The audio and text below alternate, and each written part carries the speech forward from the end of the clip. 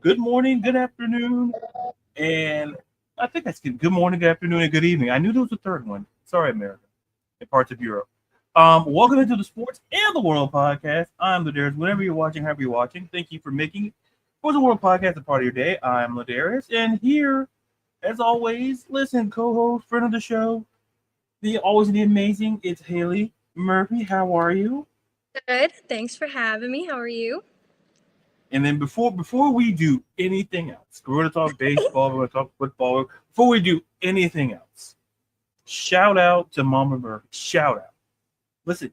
She's gunning for a back-to-back MVP. She's basically like Terry Scuba, like with the back-to-back Cy Young. She's trying to she's making history on this show and doesn't even know it. Like I'm handing out MVP awards. Like shout out to this. I'm covering up my mouth so you can all see that I'm still talking. But it's like that's the magic of television, or not television, whatever. Listen, this is a statement, and I think we can all get behind it. I'm not saying it's it could be a listen. No matter where your stances are on sports, this makes sense. If you needed further proof, yeah, FSU's going to Stanford, so the ACC might be in that conversation as well. Because I'm like, I forgot Stanford was even in the ACC. I'm like, wait a minute, completely forgot, and I was like. Listen, I'm just saying we need to do something about get the Pac-10 or Pac-12. We need to have a conversation about that. But far above the pay grades. So let's just jump in. Lots to talk about. We have baseball back. The Brewers and the Dodgers game is on at 6:08, I believe. And these MLB playoffs have been interesting. Listen, Toronto just. That offense, it came to play. And the Toronto-Seattle series is very interesting to me because both teams have great offenses. It boils down to the pitching. And we kind of saw that in a very high-scoring bit, and I kind of expected it, kind of didn't. But but to be clear, listen, both of our teams aren't in it. It's okay. It's okay, America. It's okay. It's all right. It's fine. I dealt with it in a way we're not gonna no salt here. It's out of my diet. We're not gonna talk about it. I'm saying, was I upset at the last out of that? Maybe, but different conversation for another day. But all of that being said, your thoughts on the both series, the Milwaukee and Los Angeles and Toronto and Seattle. Just your thoughts on the series thus far. Who do you like? Who do you like coming out to make it to the World Series? Yeah, I said it last time we hung out, and I'll say it again. I still love the Brewers, and I still love the Mariners. I love the momentum that both teams have had throughout the entire season. It's been pretty consistent, and I mean, who doesn't love the underdog, right? But I don't know. It's been exciting. Obviously, a 13-4 playoff game is pretty exciting. With what was it, 18 hits, 5 home runs that game. Hey, if the Jays can kind of keep this momentum and their offense going, they definitely have a case. But I think that the Mariners starting off 2-0 in that series was pretty telling. I just think that it's going to be a story of like you said, if their pitching can hold out in the long run, and we got the Brewers and the Dodgers, and I feel like America just wants the Brewers to pull through. It's America's team, right? Like Milwaukee, heart of America. They drink a lot of beer there. Like who doesn't like Milwaukee, right? But I think in terms of talking big league versus small league or small market, big market versus small market, it's more exciting to see these small market teams get so much postseason exposure, and it's really fun. And I mean, yeah, having back-to-back champions would be fun and exciting for the Dodgers, but watching the Brewers get there would be, I think, a little bit more exciting for the fans. But that's just me. But my picks are still going strong, and I'm here for it. So. Yeah, it would be a great story for Milwaukee. I'll admit it. I'll admit it would be a great story. I think, the job Pat Murphy's done with that team, it would be a great story because I think you can suffer from fatigue from certain teams, and I think I think it's not only just the fatigue; it's the major market thing. And ideally that if you imagine a Milwaukee Seattle series or a Milwaukee Toronto, like if I always say this about when we try to do like whether NBA finals or the only sport where we don't talk about, I feel, the two teams in terms of geographic is when it comes to the Super Bowl. I feel that it doesn't matter what two teams are in there, it's going to be great no matter what. But with baseball, I feel it's like it's always hinging on we got to have the Dodgers, we got to have the Yankees, and I don't necessarily subscribe to that philosophy because when I look at baseball, like the talent spread, especially like homegrown developing talent, after a certain while, teams who chose a path in terms of rebuilding, like for the Brewers, they were strong, and like you look at them, you go, oh yeah, like you said, they're in the middle of the heart of America, great story, but I think that's a great story. Listen, I wouldn't mind a Milwaukee Seattle series, especially out of the four teams, I find myself leaning toward Seattle because that franchise, all of its history, imagine, and I can't believe I'm going to say this, like Ken Griffey Jr. Imagine never playing a World Series, and it's like arguably the greatest player, one of the greatest players in front with Ichiro and Randy Johnson, Jay Buhner, and those guys. Like Seattle feels like it feels like to me, it's like the pitching is there. George Kirby, I think they have the stuff. It's like Toronto. If Toronto, like I said, Toronto's pitching can be consistent, because I think Seattle's going to kind of figure it out. Hopefully, in this game tonight, hopefully they'll figure it out. But it's going to be something to watch. But I wouldn't mind I was going to say Detroit. That's for later. That's for the football team. We'll talk about that. But I think a Milwaukee, either Toronto or Seattle, would be great. I think given the stories and the backgrounds, I think it would be great for the league. Now we shift from the baseball, and we go to the football field where for some teams, like I guess let me start with Tennessee and the fire Brian Callahan. It's I'm gonna say this and get your thoughts. Here's the thing: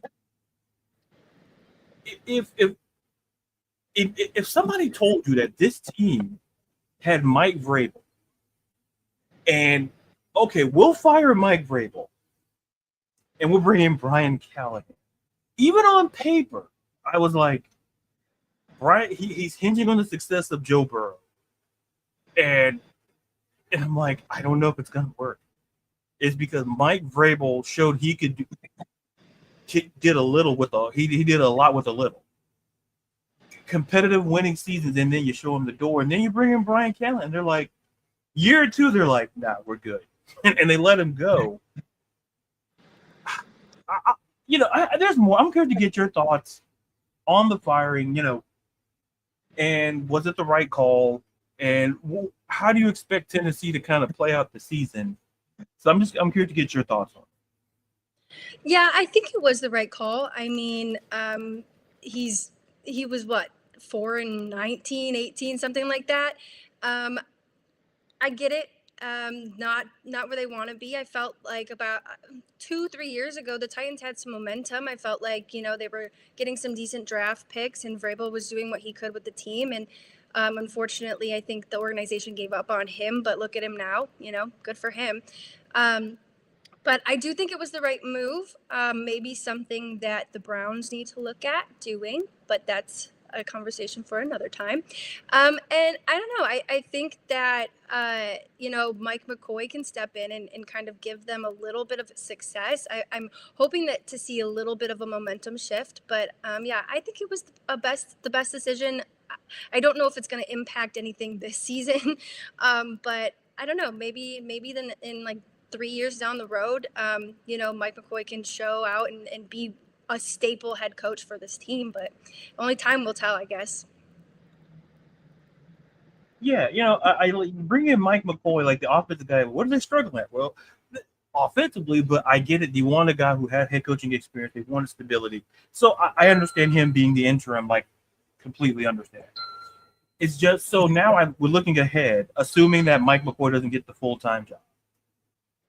like I think of a couple of candidates that come to my mind. Like the first name that has always popped in my head is, despite maybe that having the best season, maybe expectation one, but I look at a guy like Joe Brady, offensive coordinator from Buffalo. I look at him like Jesse Minter, defensive coordinator for the Chargers.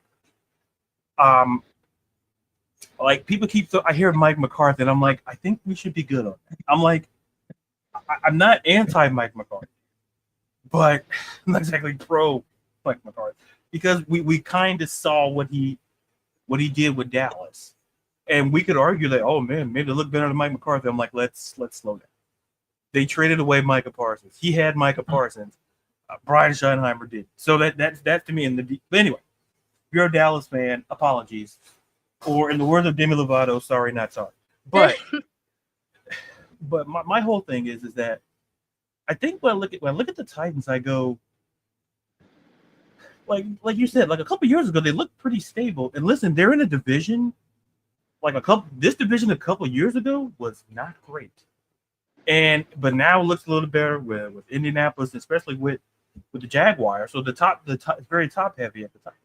I think Tennessee can figure it out, but it just goes to show you how important the head coaching, and I said in any other sport, I said this on a previous show, where all the major sports, the NFL head coaches is very important, because they play the fewest amount of games, and they have to make critical. And I'm not trying to knock NBA or NHL or managers, but that's what made Mike Vrabel great about Tennessee, is that he did like I said, he did a lot with less. And I think about, imagine if they would have just.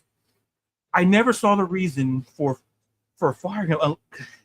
They were really out here thinking Brian Callahan was better, and I'm like, I don't know. It's like when you're like, okay, he did great with Joe Burrow. Yeah, a lot of people did great with Peyton Manning, and they became head coaches, and they weren't so great.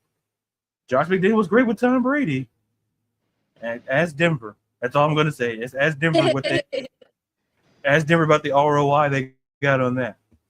But shifting to the football field, a lot of interesting games, as is every week, and the New York Football Giants. I don't know. I'm curious to get your thoughts. All I got to say is this: Thursday night football is one of those things that's an anomaly to me. Is that, like, the Giants somehow put up 34 points on the defending Super Bowl champions, and somehow made Philly just look. I haven't seen Philly look that bad in a while. But I'm curious to get your thoughts on that game, or any other game in week 6 that caught your eye, something that stood out to you, all in all, for week 6. I mean, the NFL in general, I feel there's just been so many upsets. It's been pretty exciting so far. It's been kind of hard. I mean, in terms of betting, it's been a disaster for me. There's just been so many upsets, injuries, insane calls, and overturns. Just so crazy. But yeah, I don't know. Jackson Dart, man. He's looking good. I'm feeling it. I'm feeling it. I think that he has this sort of like confidence that kind of reminds me a little bit of Baker Mayfield. It has this like confidence, and I like that. I like when you're fresh meat, new not only in the league but on a team, and earning the respect of your team and your coaches. And the fans, I think that if they can prevent the injuries, and in the spots that they are injured, those guys can step up and, perform to what they can. I don't know. I think that they'll have some good games, and this won't be their only upset this season. I don't think so. Yeah, it's I'm glad somebody in the chat here. First of all, let me check out the chat, a couple of comments here. We got John, Tribal Chief. Thank you. I didn't bring my Ula follow. I apologize. I thought the shirt, it didn't complement I chose the shirt over the Ula follow. Decisions were made. But thank you, John. We got Craig asking a great question. Can we sit on business? Sure, you can sit in on business. Listen, I know the title says we stand on business. You can sit. I know. Listen, some people like the standing desk. Some people like to sit at the desk. Listen, we're evolving, we're changing. And so if you want to sit, Craig, be my guest. And so to go to your point about the Giants, I think for Jackson Dart, I think the way he's playing, like they needed a boost at some capacity in New York. Because listen, both teams in New York ain't doing so hot. And Jackson Dart comes in, both him and Cam Scatabo. It's like a duo that it's like to me like perfect stranger, just like opposites, but it's like when they're on the field, that offense looks different. And that team looks different because listen, Hailee, I think she went away. I think she'll be back. And they look different. I'll go back to my point. Hopefully Hailee will come back and join us for the rest of the show. Like the Giants look different offensively, and the reality is that the best way to describe it is they give them that jolt, that necessary jolt that's needed. And the fact of the matter is that I come off of it very interesting and very intrigued. Now, staying the course. Listen, across the league, if you're we talked about Brian Callahan being fired. Oh, I think we got her back. America. I think we got her back. And we're going to wait until the load, do the thing. And so just to go back to my point on, there we go. I was afraid that was going to happen. It's okay. I was like, you know how you felt like, was the last time you were on here? It was like, why left you alone? That was the, I was up here on the stage like, we'll be right back. There's no commercials? Oh, man. Roles were reversed. Roles were reversed. It's like, now I know. I'm like, so then I said, so when we talk about jurisprudence, wait, what happened? Like, and it's like, like who's on the show? But I was just talking about the Giants and the momentum, and then I was kind of shifting gears about the other team in New York, and we talked about like Brian Callahan. And listen, for Aaron Glenn, like this Jets job, on paper, it looked decent because like Robert Saleh did a good job. He just didn't have a quarterback. Like defensively, this was like people got remember under Robert Saleh, this was a top 5-10 defense. And the reason why Saleh was fired because they had no offense. And so they go out and hire another defensive guy. And it's not Aaron Glenn's fault. Aaron Glenn, what qualified candidate given his work, what he did for Detroit. It just looks like with this team, it goes, there's a lot of issues. And now it just feels like the Giants are kind of going one way and the Jets are going another. But I always say is that I don't believe in firing coaches in year one unless it's to the point where it's like you don't see it turning around in year two. It's like when going back to Urban Meyer with Jacksonville. And listen, and I tell people this, listen, as a Gators guy, I told people, I'm like, I don't know. I'm like, I tried to warn, it's like I love Tim I love those guys. But I said, transition to the NFL. I'm like, all right. Especially Urban, his success in college. And only a few guys have pulled that off. Had success in college and in the pros. Nick Saban wasn't terrible for the Dolphins. He just wanted to go back to coaching college football. He wasn't terrible. He wanted to go back. And Alabama said, here's a Brinks truck. And he went back to Tuscaloosa.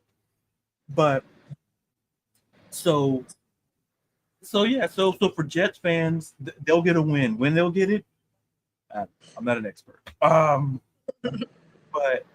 But to your point, I want to mention this point and get your thoughts. I want to make the point you had talked about with the betting. Listen, I bet the bejesus out of that Eagles game, and I was like, oh yeah, man, Saquon's gonna do great. It's like Saquon's gonna do this, and I feel that oh man, I had Hurts at least for a. I was like, man, this looked bad, and I think and then the thing is, I took the Eagles I think I took the Eagles. I didn't take the money line. I think they were like 9. They were I looked even worse. It's like a part of me said, man, you need to take the Giants plus. I'm like, no, I'm like, they're the Giants. Surely. And I'm like, so that score with the bed very angry. I was like, couldn't sleep. I'm like, eventually I got around to sleep. But now you talked about the parity in the NFL. So I'm curious to get your thoughts. To me, it feels like there's no one dominant team in the league. And I feel that, to your point, with the upsets and more importantly, the consistency of play, I think it's made a factor. So I'm curious on your thoughts. Is that who are some of your top teams right now in the NFL? I mean, I feel like people are gonna say that I'm being biased, but I feel like at least at this point in the season, the stats speak for themselves. My front runners, obviously love the Lions. I think that they could have won against Kansas City. A couple terrible calls, a couple no calls. Game was rigged. We don't got to talk about that. But the Lions are kicking ass. I love it. Dan Campbell, he's on it. He doesn't give any flying Fs. He's going for it on every fourth down. I love the aggressiveness, and if they can stay healthy and our defense can continue on this momentum up. We started off a little weak, missing tackles left and right, but I've seen nothing but improvement, and if they can keep that up, I really do think that we can see them have a really great season. Buccaneers. What the hell? Baker Mayfield being in MVP talks in 2025, blowing my mind.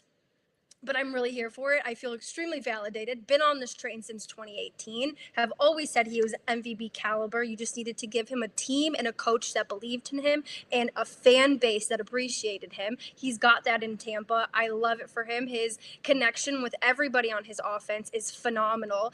And I think that, they're definitely going to be one to watch. And, you've always got your big heavy hitters. The Ravens are always in talks. Bills are always in talks. Packers are looking good, obviously. But yeah, I'm really watching my two teams, and I'm really excited because I feel like this is the first year that both of my teams are doing good, and I'm excited. And yeah, I don't know. I'm all about those underdogs. Yeah, and speaking, someone's back in the play here, my buddy Craig. Sorry, LaDarius, but Tampa. Listen, Craig, you have nothing to be apologized. You have nothing to apologize. It's like, even though I'm a fan of another team in that division, I can sit back and respect Baker as long as he's not playing us twice a year. I can respect the other 15 games he plays as long as he's not playing us. But listen, to your point, and I think Craig hits to another point where the job that Todd Bowles has done as well is that, listen, this team is injured, like the receiver position. When you saw Emeka Egbuka, go to, and all of a sudden, and now you're seeing guys like Tez Johnson, Sterling Shepard, Cade Otton, I think is a great option. I think if you're a fantasy guy, he's a great tight end option now. No Chris Godwin, no Mike Evans.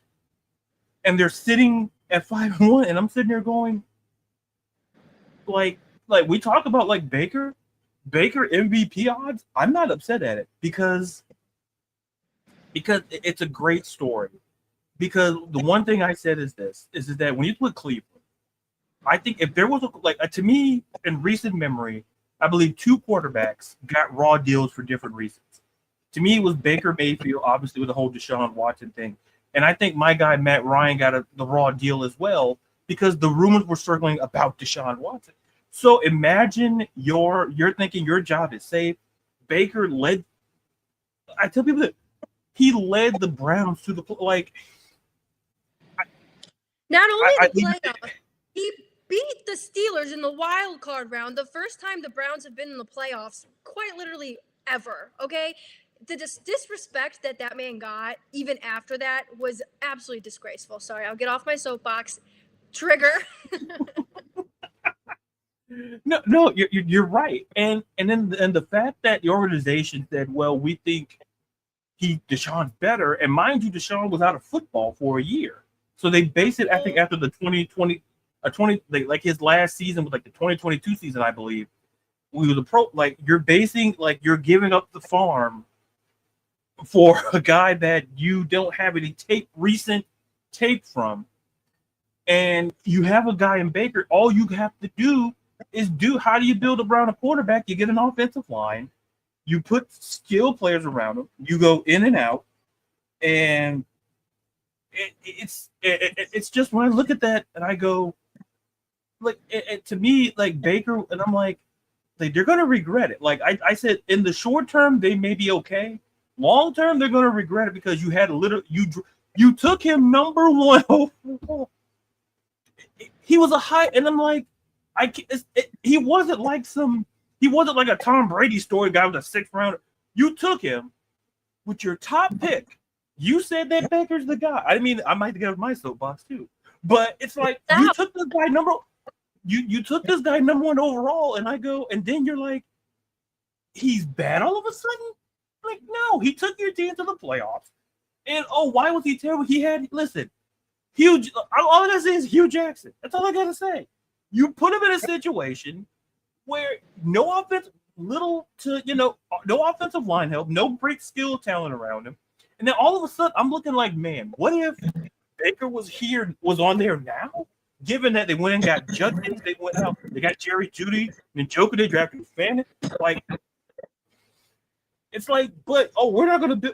And then you try it. Anyway, let me get off my box here. Craig asks the great, like, LaDarius, do you ever sit back and think about what the Falcons would be like if they made that?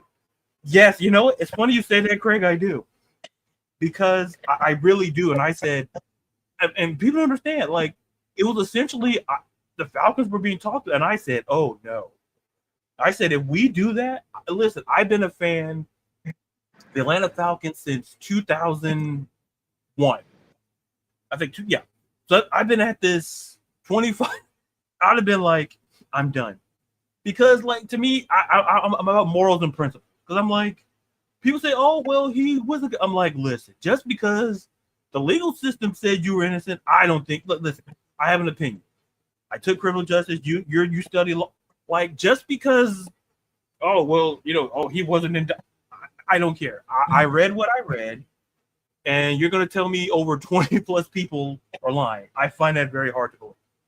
Like, you're telling me 20 random people who just going to lie on one person? I just kind of, anyway, that's a whole different thing. But honestly, Craig, I do think about that. And that's what ties to my point. Where Matt Ryan, I understand Matt Ryan was at the twilight of his career, and I get that. But for the man who could, like, he led your franchise to a Super Bowl, he's arguably one of your greatest players, if not your top 3 greatest player in franchise history, and you disrespect him by even considering Deshaun. To me, I consider disrespectful. It's just like how Baker was disrespected, I felt Matt Ryan was disrespected.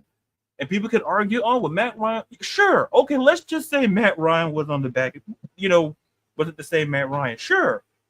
But Deshaun Watson, a guy who didn't play a single down the previous season, that's the guy we're throwing fully guaranteed money at? That's the guy I'm like, and now we're looking at quarterback contracts now, like, because you're never going to get a play. Listen, the Browns, all fully guaranteed. Now quarterbacks are like, well, I saw that. I'm like, no. And so all of a sudden it's a negotiation. It's like, oh man, quarterbacks are asking for more guaranteed money, and which they have a right to, because they're like, I'm better than Deshaun Watson. Yep. Yep. It's like it's like this. Baker walks in, Baker's gonna, like, if he gets it, any other quarterback is gonna get a big. And it did upset me as a Falcons fan. It's like, imagine giving up all of that. We would have been terrible. And then we had to go through the Desmond Ridder, Marcus Mariota era, and I'm like the one throw that always, and I don't know how I remember this, is when the Falcons played the Rams, and Marcus Mariota just threw the ball to absolutely no in the middle of the field, and I'm like, I don't know why I remember that. I just remember, like, man, we got it bad. Like, we got it bad. And then, like, Arthur Smith's a great offensive mind. Where was that in Atlanta? It's like, oh, he likes all those tight ends. I'm like, yeah, we know how it looked like here in Atlanta, and it got them as the head coach 7-9. But thank God Mike Tomlin's the head coach, because yeah, I'll leave it at that. Arthur Smith as the head coach again. I don't want to hear him as no kind of candidate. I don't want to hear. Tennessee, if you want him, hey, former offensive coordinator comes in, great story. You know how many games you're going to win? Well, good luck. Anyway, but going back to the point, and you talked about Tampa, Detroit. I think Detroit's interesting to me because I think they're going to be fine. And like we always like, there's some teams where I look at it and go, oh man, they're like Detroit's going to be fine because they ran across. Listen, all I gotta say is that listen, I'm not a big conspiracy theory guy, but what I will say is that there were moments in the game, there was the Travis Kelce catch, and I'm like, oh, and then so I watched the Monday Night Football game, and I can't remember the life in me who was it. It was somebody from Buffalo. I think it was Buffalo.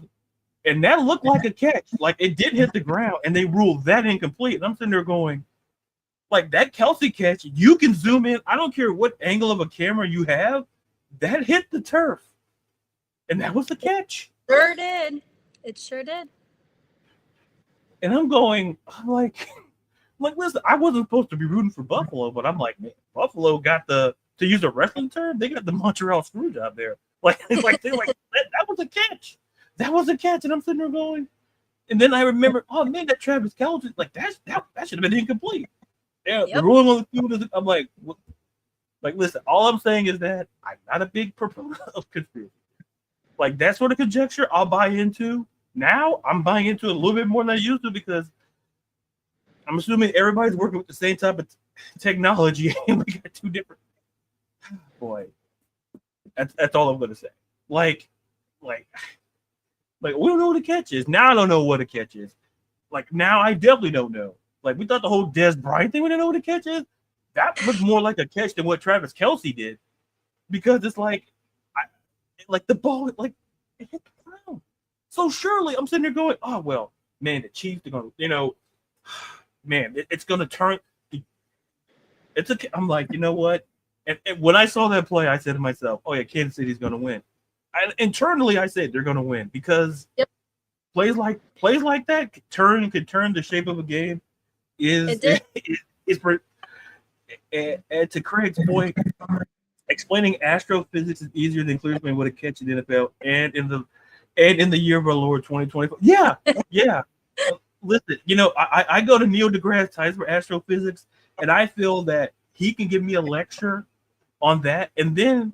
And the thing, and you know what? I don't know where this fact came from, but in the movie Titanic, he talked about the movie. I don't know why this is a random Neil deGrasse. Listen, on this show, I don't know how we get to the things we do, but we get. But he talked about the night sky on when the whole thing happened.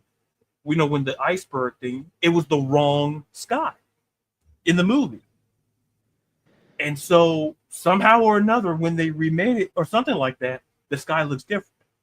Now, I don't know how Neil deGrasse Tyson knew that. We have technology. You can go back and figure it out. But I'm like, even I understood that. And my degrees are in criminal justice. My degrees are in business and new media journalism. Not in any, notice that you didn't hear any sciences there. Like, you didn't hear astrophysics. Like, not saying I can understand science. I was a nerd, so I understood it. But it's like even when you explain what's a catch, I'm like, I don't know. It's like it depends on which team has the ball. There you go.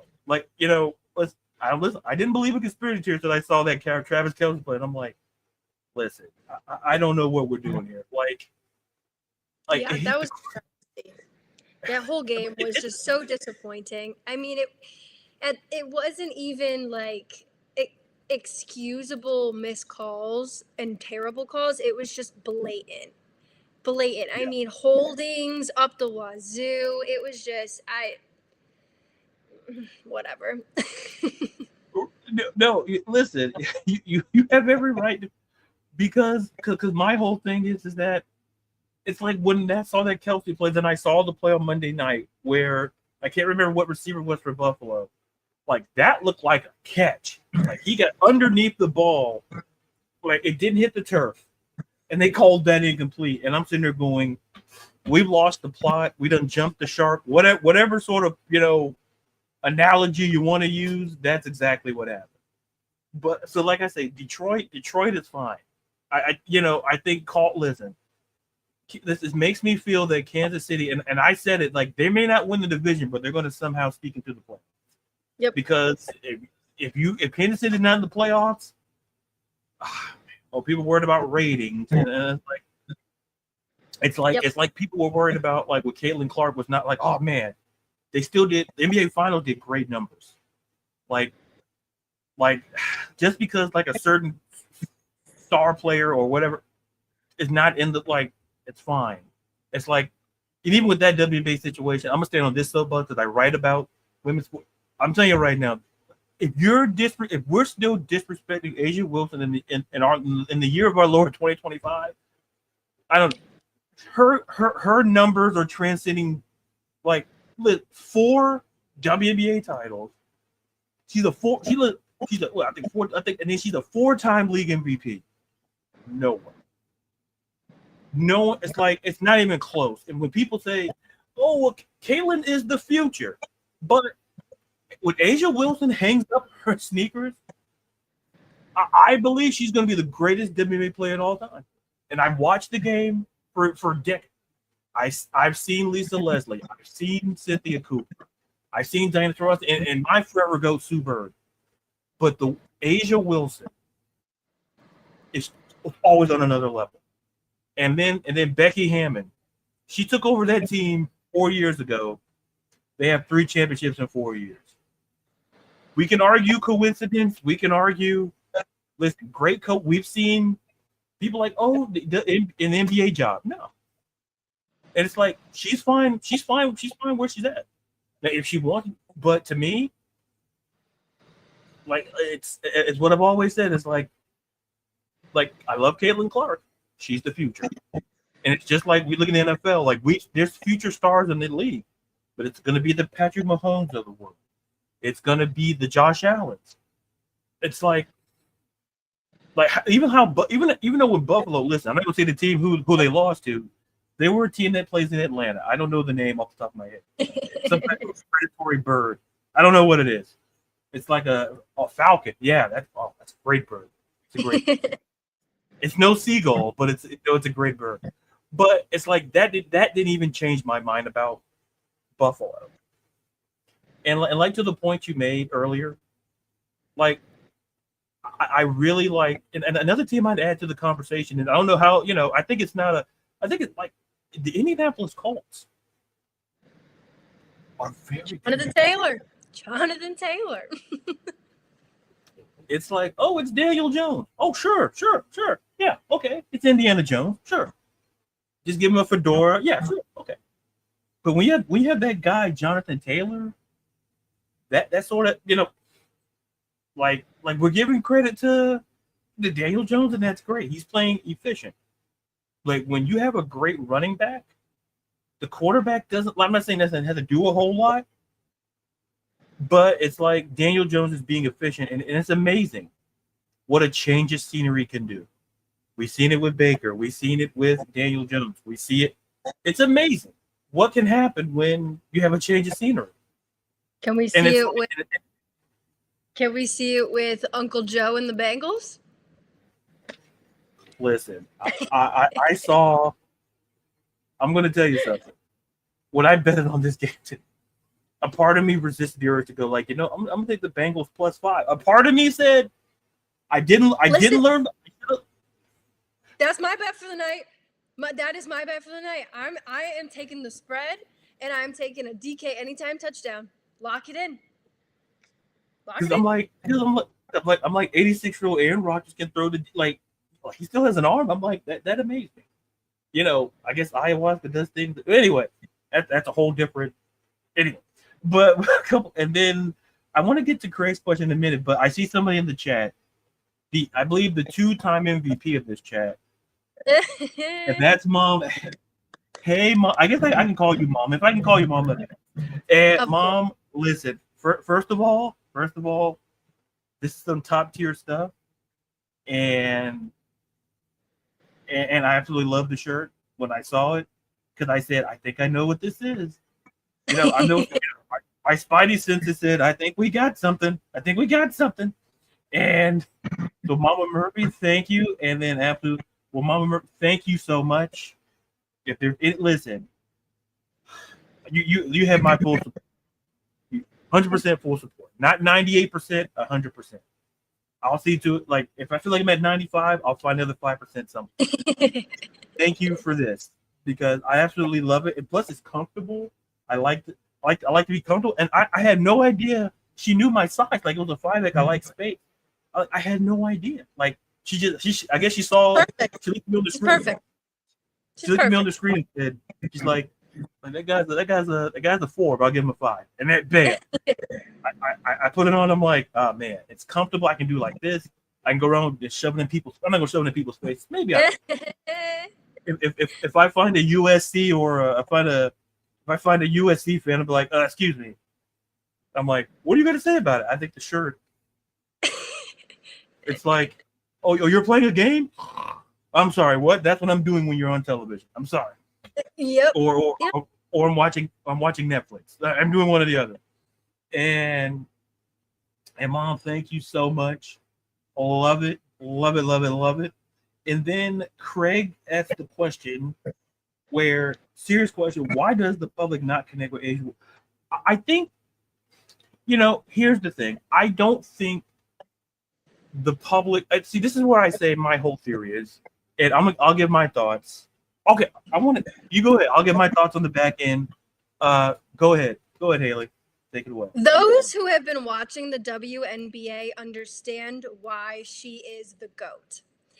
Those who have just started watching the WNBA because of a certain player believe otherwise. And those are the individuals that do not connect with her and do not recognize her as being the GOAT. That's all I've got to say on that.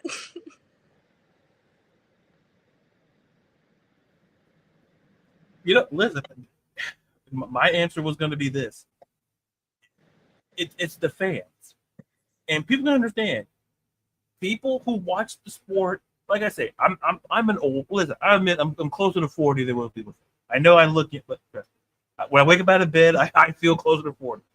I've been watching the league for a minute, and what I will say is that all this Caitlin Clark conjecture, I don't know, imagine that right off the tongue. It comes from people who just showed up watching the W. And I don't think I got into an argument, but somebody had the nerve to compare, or not, I won't say compare, but the Caitlin Clark and compare it to Diana Taurasi. And I'm like, look, see, it touched two things with me. I'm a UConn women's basketball fan, about the same amount of time I've been a W fan. Oh, go ahead. Oh, no, women's only. UConn women's only. We don't support Dan. Yeah, that guy. Listen. I'll support Gators basketball, sure, but because I was like, oh man, should I support the UConn men's? No, I saw the head coach's name and I said no, and I saw that press conference. I'm like, this man, I know. Listen, I don't even call him petty. I'm just like, bro, people are like, listen, in a relationship, if people are why people don't like me? Why are people leaving? And if you realize that everybody's leaving you, maybe it's not them, it's you. I'm just saying, when you go, you're complaining about playing in a tournament because you didn't win the tournament. So, oh man, the tournament. Oh no, bro. I'm never coming back. Okay, bye. Yeah, they're not. They're like, whoever the head of the tournament's like. I don't know what you want. Like, your players love that. They love it. They come to schools that get opportunities like that. And for you to take that away from them because you're a crybaby and a sore loser, you're a grown man. Act like it. Sorry. I can't stand it is. No, it is. Because it's like, you can't learn from a guy who's literally you work in the same in Gino or like Gino can do this. You know why Gino can do this? Because a lot of them banners, yeah, they belong to the UConn women's team. Like I'm not saying UConn men, okay, respectable, but with Gino Auriemma, it's like, yeah, he has a personality, but look how much talent he literally between UConn and Tennessee, it always makes up a nice percentage of the league. There's a reason for that. There's a reason for that. It's like, you know, it's just like how many UConn players are there to you, Darren Hurley? I'm just saying. I'm just saying. Everybody, listen. Even the G League, like Dan, ain't nobody wants your. I'm listen, Dan. I'm not trying to listen. We're standing on business. Like Dan, when I saw that press conference, I just knew. I'm like, man, I'm not rooting for this guy. and listen, but that's a whole. I don't know how we got there, but I'm glad we did get there because now we express how we feel. Now, but going back to the point, I think I saw Craig bring up a point here. He's like, I agree the fans issue, but it seems like the new fans, like sort of like people who love a band when they were underground, now it's mainstream, and the new fans of the band. Yeah, I think that kind of fits it. Where, well, like, especially like I said, I talk about music and stuff. Like that's true. It's like if you, it's like this. It's like I hear this a lot now with Taylor Swift's popularity. It's like, oh, were you there when her first album came out? And like people got on board like after she did like Lover, 1980. It's like it's those two little fan base. Like I've been here since day one, and someone showed up like on day 213. It's like so. It's like this, and that's exactly how it is in the W. It really is. So the Caitlin Clark situation, like I said, I had someone said, "Oh, a Diana Taurasi is." I'm like, bro, just Google is so right there. You know what, buddy? If you don't want to use Google, use Yahoo. I don't care I don't care what search engine you use. I'm not gonna have you disrespect Diana Taurasi, even though I prefer Sue Bird. Now we're talking UConn. Like go look up the stats, pal. Like Kayla, and the thing is, Caitlin Clark, her personality does not match what the fans are, and that's what blows my mind. It's like it's the fans. She's like. She was talking about respecting the players like Nafisa Collier and Asia Wilson, and she's on Angel. Like it's her fans. It's like it's not Caitlin Clark. It's her fans. It's just like if a group of people is like, it's like she has to tell them sometimes. Like she wants to say so bad, like, "Hey, you guys need to chill," because we're out here disrespect. Like it's the level of disrespect, and the fact that. Like with Asia Wilson, the fact that like it's not her. Listen, though, like you said, those who know she can ball, we know. So when people talk about Caitlin, we just go, okay. It's like because at this point, trying to argue with them, it's like you just showed up here 5 minutes ago, and you're gonna tell me that Asia Wilson is no. You're not gonna no. Like she's a 4-time MVP. Like she's a well, what are we doing here? And by the way, the Aces did not have the greatest start to the season either. Nope. And somehow they ended up, I'm like, oh, why is that? Well, when you have over 200 games of experience amongst that roster, when you have a head coach in Becky Hammond, this team had been there, done that. While we were out here panicking, or the Aces are going to, and I can argue for the Liberty, Stewie getting hurt changed the course. Yep. I liked Minnesota with Nafisa Collier, Caleb McBride, but for the Aces, like that sweep just showed me they were the best team. Listen, great team struggle. It's like it's not say they don't put emphasis on the regular season. They're like, if we get in the dance, we have a shot. And like I say, trying to explain Asia Wilson to people is just Caitlin Clark. Look how people don't like before. I'll say this before we transition. It's like look how the Fever played without Caitlin Clark. That's a conversation, and the Indiana Fever deserve a lot of credit too. They had a lot of hurt. Like Sydney Colson, like they that roster, especially especially the guard position, they were taking injury after injury. So shout out to Stephanie White, the head coach. Shout out to getting to maximizing that roster. Yep. And doing without Caitlin Clark. And I'm not people are like, oh well, they're like, no. What I'm saying is that a healthy Caitlin Clark does make the Fever better. All I'm saying is that we saw this Fever team how they could do without Caitlin Clark.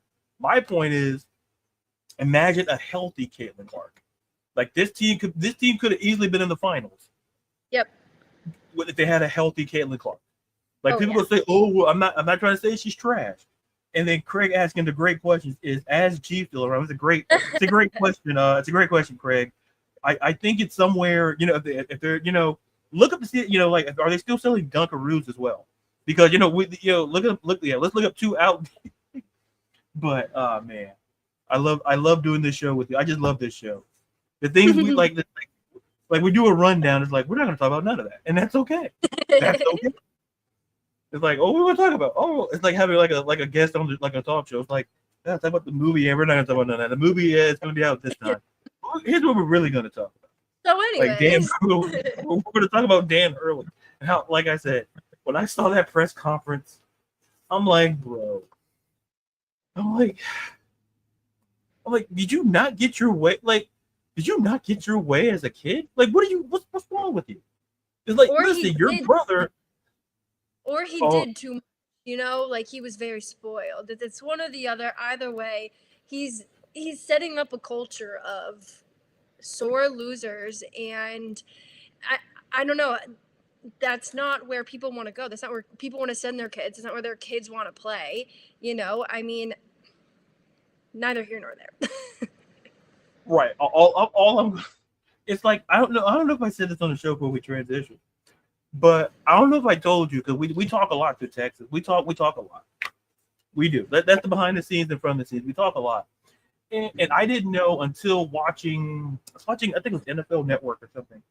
I had no idea that as great as a Hall of Fame coach as Tom Izzo is, easily one of my favorite dudes. And I didn't know he played football. Yep. And I'm like Tom, and because he went to the same high. I think he went to the same high school as Steve Mariucci. Yep, Northern Michigan. And I'm like, wait a minute. You're telling me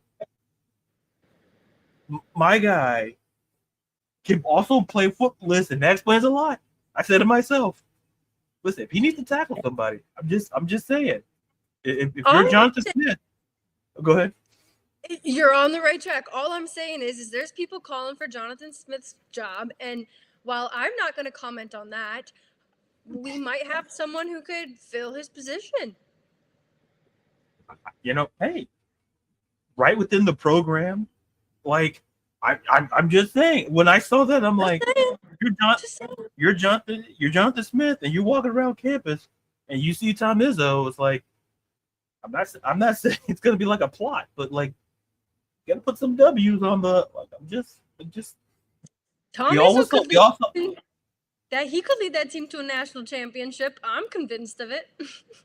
It's like, hey, why is Aiden Child playing point guard? Oh yeah, he's the quarterback of the football field. I mean, this guy be the quarterback of the team.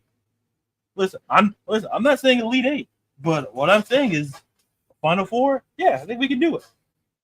When did Aiden Child start playing basketball? Oh, I'm just saying, Smith. I'm just saying. I literally took your quarterback and just made. Tom's like, I gotta go. I gotta look at some film. Yeah, I gotta look at some film. So, but Craig is saying I can get Dunkaroos. That's welcome news as well.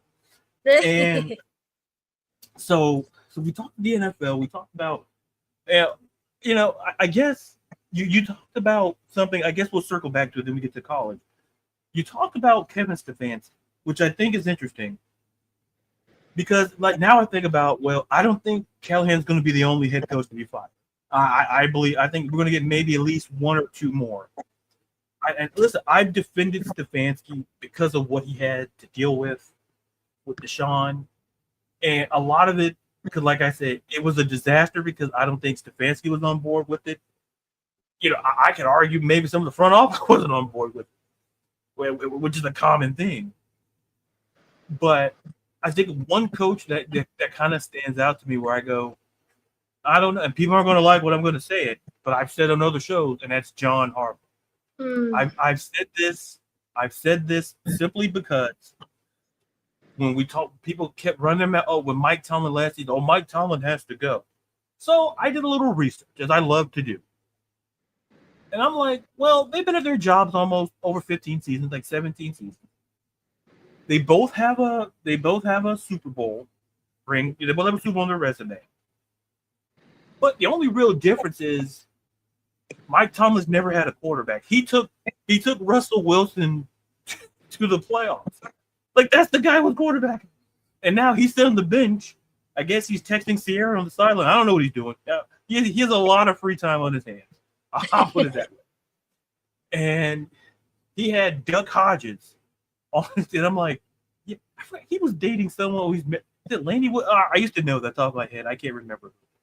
I don't know, like the brain. Like I saw it on TV. I'm like, hey, that looks like Duck. I'm like, I was watching the AMAs. I'm like, was it Laney Wilson? I'm like, how did he get? I'm like, whatever. And I'm like, whatever. Was I upset? Did I turn the TV a little bit? I turned it back. Wasn't because of Laney Wilson, because I saw Duck Hodges. I'm like, this man went from anyway. Enough of my personal. But and I said, well, listen, John Harbaugh has Lamar Jackson. I said that's the core difference. Is that Mike Tomlin hadn't had a quarterback since post Roethlisberger, and you get a guy in Baltimore, you get a Lamar Jackson, and you're in a division that, respectfully, not the toughest in the world like it used to. Like a lot of great and close games, and it's like, oh, it's the AFC, yeah, but why does it feel that Josh Allen is closer? Mahomes is definitely there. I understand the AFC is tough, especially a quarterback. I get it. But when you're Lamar Jackson, when you're a two-time MVP, and you can't get this man to a conference championship, no less a Super Bowl, I have a problem with it. And people are like, oh, well, but why don't we talk about that with Mike? All with Mike Tomlin, oh, he's got to go. Mm-hmm. I tell people this, and I ask this question, and I put it out there to the chat, and I put it out to you. I always ask this question. If both coaches were available, which coach do you think teams would want to hire first? Mike Tomlin or John Harbaugh? And I tell people that I'm like, no one's taking the phone to call John Harbaugh. Like you're going to call Mike Tomlin because he goes to a team with a quarterback. Dangerous. He's gonna fix the defense. That's why I say Mike Tomlin on the Jets. Maybe somewhere if you give him a team that has a quarterback, like people talk about, oh, well, Sean McDermott's job. I'm like, stop. Like Sean McDermott's fine for now, but you give Mike Tomlin a quarterback, as you would do any other coach. Like Pittsburgh, I felt kind of went like 12th hour, 11th hour, and got Aaron Rodgers. I'm like, but it goes to show you they passed on Fields and Wilson, so they knew that neither one. They were right. Yeah, they just didn't know who. They're like, they just didn't know who. Like they say Will Howard's the future. He's not now because Pittsburgh's winning, but I don't know. We went on a lot of rants today, and I like that. I like it. It's like how far are we going to be? Oh, we can listen. I could go another 5-1 Dan Hurley because that press conference is so bad. I'm like, bro, you took the L in the tournament. The reporters are asking about your thoughts on the game. Oh, you're just mad because you're the coach and you lost.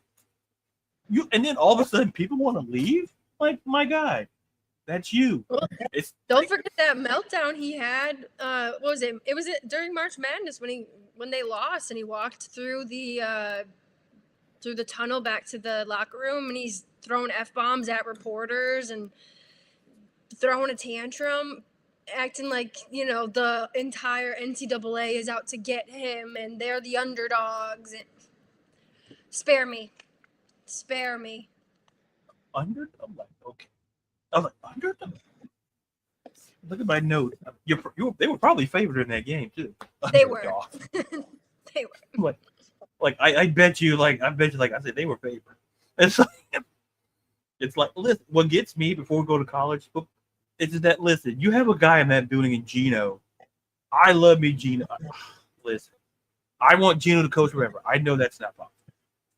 But Gino Auriemma, like, think about, nobody was talking about really UConn women's basketball. Really, people were talking about women's college basketball in general.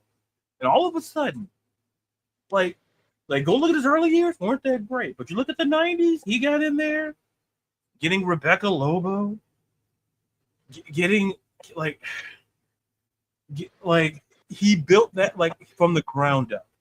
And that's what makes me appreciate, and that's why I became a fan. Like 20 years, like the same time I was a fan of the W. Because, like I said, I was watching one game, and I said I fell in love watching Sue Bird play basketball. And I said to myself, whatever team Sue Bird was going to, a part of me knew it was going to be the Storm, because the Storm was the number one overall pick. I said, well, I'll be a Seattle Storm. I got it. Like, that's how much I like UConn. I'm like, oh, I'm a Storm fan still, ups and downs. We're looking for a coach. I'll see if Tom Izzo can double down on that. But anyway, Tom, like, listen, I'll pay for travel. Just, if you listen, I'll be there. I'll be talking to the mascot, but you'll be doing I'll be in the video. Like, but yeah. But like I say, it just goes to show me that, because ain't no way Gino sees Dan every day. It's like, that man, like, how do you work in the same building with Dan Hurley? That's all I got to say. Because that dude, like, and here's the thing, the Lakers offered him a job. And I'm like, what? And I'm like, okay. I'm like, that man, he turned it down. The Lakers should have never offered. It's not the first time the Lakers offered. They were throwing. They were at field day after. They were like, thank God we did not have that disaster of a head coach. It's like, and it's not the first time the Lakers offered a job to head, college. They offered a job to Coach K. He didn't take it. I think it's like over the years, like, they've done it, but they're like, no, because they're like 82 games, hired to be fired. I'll stick to college, get a natty, be revered, like, and not be fired. Like Dan Hurley could be fired. But anyway. Before I get a cease and desist order from Connecticut, from UConn, men's basketball, not the women's. Gino and I are good. Brown's big bets. Listen, America and parts of Europe, we haven't been doing that great. I got the San Diego State one right. We're not going to talk about the other ones because those were disaster. But instead of doing 3, I got 2 because I didn't like the slate.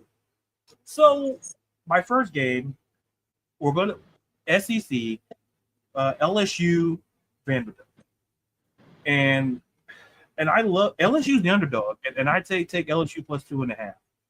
Why I love LSU? Their defense, 4th in the nation in opposing points per game, allowing just a little over 12 points. For Vandy, their defense is still fine. They're still 7th in the nation. I just feel that for LSU, this is more must-win than it is for Vanderbilt. I think, once again, a similar situation, LSU has to go on the road, which they haven't been ideal on the road. But if they want to try to even have a shot of going to the SEC championship game, they got to beat Vanderbilt. Vanderbilt's a great story. Clark Lee, the job they've done down there, great job. But Brian Kelly, if you want to have a shot, because like I said, his name, and I'm like when he's shown bits and pieces, like I've seen the standard for hiring and firing coaches. I'm like, oh, but we owe him a lot of money. Yeah, tell that to Penn State. Penn State didn't care. But anyway, we'll get to that in a minute. But so I like LSU plus 2.5. And I like another road matchup as well. And listen, even though it goes against this shirt, but they're not playing a Big Ten team this week, and it's USC and Notre Dame. And the only reason why I did it because USC did not play a Big Ten team. They would play like Northwestern or something like, I legally am more not do it because of this. And they're 9.5 point dogs to Notre Dame. I like USC plus 9.5. I think Lincoln Riley, that offense, Jordan Maivia, only 2 interceptions thrown, like 13 touchdowns, 2 interceptions. They're 2nd in total offense in the country. Notre Dame can get to the ball. Listen, they're ball hawks in that secondary. They're tied for 2nd in the nation with 11 interceptions. I think it's a big game for both USC and for Notre Dame because a Notre Dame win, they have a clear path to the playoffs. Given that, listen, if any team should be in the Big Ten, it's Notre Dame. I'm not going to get into that either. Because, like, geographically, it's always made sense. But, like, I'm not going to – you're in Indiana, for God. What? Indiana? Oh, yeah, Indiana's in the Big Ten. Really? What about Notre Dame? Older. Okay, all right. Make it make sense. Make it make sense. Hey, how do we expand the Big Ten? Let's go to Cali. Easy. Yeah. Let's go all the way to the West Coast. All the way. 3 hours behind. Don't matter. It's fine. It's fine. Oregon? Yeah, we want them. USC? Yeah. Even the ACC went, can we get Stanford? Like. Anyway, like, we're not knocking the West Coast, but, like, this is why I say someone needs to, like, revamp the Pac-10 or, like, because, come on, guys. Like, the Pac-12 gave us insight. Like, if it was 2 Pac-12 teams, I'd be excited. I'm like, okay, I might stay up for this. But you're asking me to stay up, especially whether it's East Coast, Central, like, basically the other half of the country. You're asking us to stay up 11, some cases midnight, to watch a game. And no, I'm not interested. Like, if I'm still up at that time, sure. But so my two. So I like 2 dogs this week. Give me LSU plus 2.5. Give me USC plus 9.5. I think it's going to be close.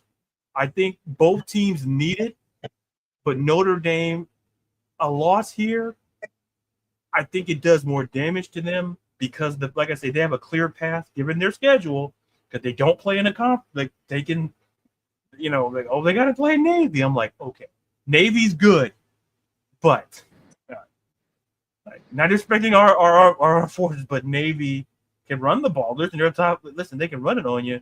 It's the whole forward pass thing. It's that whole thing's been around for about 100+ years. It's tricky.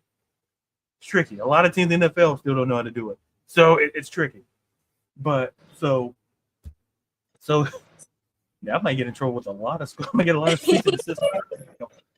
I'm like, dear Mr. Brown. I'm like, all right. Well, Hailee, you can take over the show. Here's the keys. I'll be right back. Where are you going?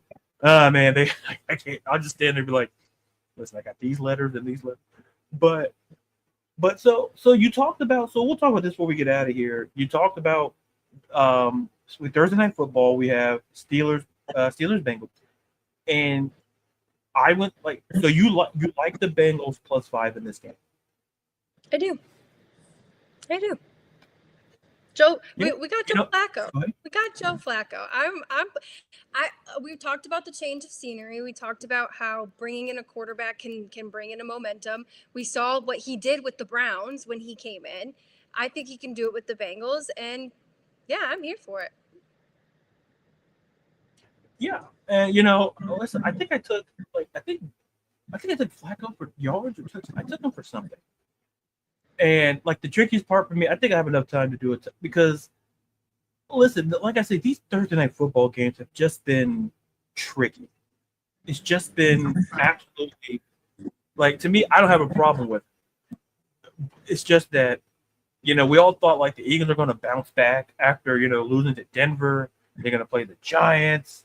They came up a loss against the Saints, so it's like morale. And then the Giants just mollywopped them. Cam Scatterbo and Jackson Park, where they're looking like a buddy. It's like a buddy cop. It was like a buddy cop, like a comedy. It's like just how like a great of a duo they are, and it's like, man, the Giants got something. Like if and listen, that was without Malik Neighbors. Like this was without some solid, like, that defense is the catalyst. And I look at this game and I go, I think Rodgers gets the touchdown pass. I think the Bengals offense is going to be, I'm not saying it might be a shootout, but I saw a little bits and pieces from Joe Flacco last week against the Packers, a very good defense. I'm like, he had just learned the playbook on the plane there. And it's like, this man's figured this out, and he was flying from Cleveland, and he was flying. If he can figure that out on an airplane, imagine giving him a full week of learning the playbook, being around Jamar Chase and T. Higgins. And it's like that, and the +5 doesn't look so terrible because it looks even better because I think it could be one of those games where kicking could be, like I say, like the DK anytime touchdowns got me thinking because I realized that Cincinnati has no corner. I can't even name a corner on their team. I can't. Like it's like I'd be like, oh, I can name a corner. And I'm like you could just say, oh, that guy is. I'm like, okay, sure. It's like I don't know America, but let's get out of here. Before we get out of here, once again, Hailee, aka co-host. Sorry, I think we both talked a lot about things that are important. Like let's Dan Hurley, Baker. We got a lot of things coming up the show. And so before we get out of here, tell the main people where they can find you and your amazing work. You can find me on all social media platforms at the Hailee with 2 E's Murphy. And don't forget to follow my mom. She's at D's Custom Creations, DEE, just like me. And yeah, thank you for having me. Yeah. And I think I said that you're the co-host of the show. I think you're already co-host. So any week you want to be on, you're on here. And we got mom showing up being clutch. Listen, once again, MVP. Listen. You know what I'm gonna do? This is marketing. This is marketing. So I'm gonna say my outro with doing it like this because you know why? I can't. People see my face enough. Now, so let me get this. I think everybody can see the wording. You can follow me on Twitter and TikTok at LaDarius_Brown, Instagram LaDarius_Brown, writer, editor for Beyond Women's Sports. Check out the preview of the football game. Check out between Steelers and the Bengals. I have it up on all my social media platforms as well. And I'll be putting up more previews of NFL games throughout over the weekend as well. If there's some games you want me to preview, let me know. Hit me up on social media, and I'll do previews. A couple of, another Monday night, doubleheader. So I'll be covering those. If any games you want me to cover, I'll be doing that as well. So there we go. There we go. That's how you plug. That's how you plug the merch. People have seen me. People have seen me, but like they need to see this shirt. So I'm glad you love it, Mama Murphy. And friends and future friends, until you see or hear us again, I'm LaDarius. That's Hailee. Be real, be blessed, and be safe. We're all here from the sports and the world podcast.